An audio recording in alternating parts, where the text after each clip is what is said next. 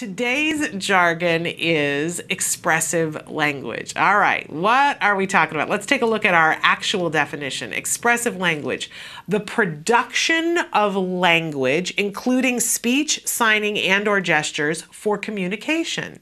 So if you stop and think about this, we want to give everyone, we always talk about functional communication skills, which is not necessarily limited to speech. We want for every individual to be able to communicate their needs. And so we include speech, signing, and/or gestures. Let's take a look at our watered down working definition. Expressive language, the child or individual's ability to communicate their needs. I like to remember it because I'm, visual. So we talked the other day about receptive language, and I think of that as what comes in, what we're receiving, receptive, right? Expressive is what goes out, what we're sending out towards another person or to a group of people. So are we able to communicate our needs to somebody else, and are we able to take in information? So that's receptive and expressive. On the expressive side, I'll be really honest with you, it's sometimes more noticeable, so we put more attention to it. If we see that a child isn't speaking or is not communicating their needs, it's an immediate thing, right? It's we talk about, oh, your kitchen's on fire. When we don't have expressive language, it tends to be the thing that we notice first. A lot of times people don't notice where their child's or individual that they're working with, where the receptive language is.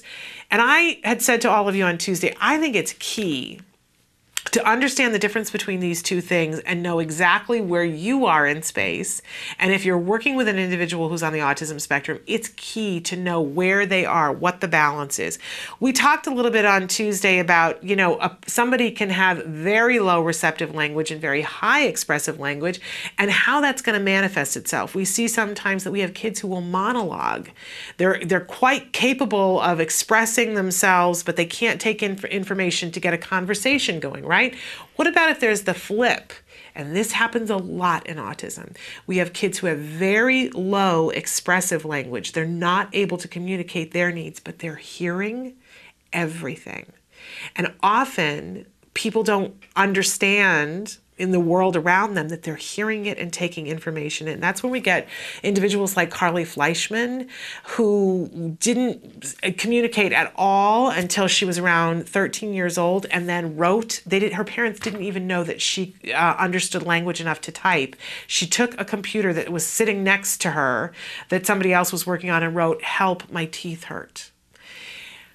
What a happy and joyous moment to break through and understand that Carly was getting all that information, but a devastating moment for her parents too, to realize all this time she's been taking in information. It's one of the reasons why we say we have to presume intelligence.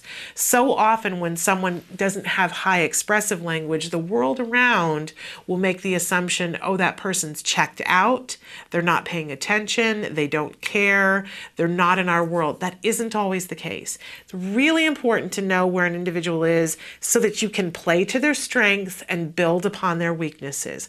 Understand what expressive language is, because it's something we absolutely want to strengthen in our kids with autism, but also get a beat on where they are receptively. And a quick, easy way, well, I won't say quick, but a simple way that you can do it yourself without having to go and get an expert is by answering all the questions in the assessment portion of skills.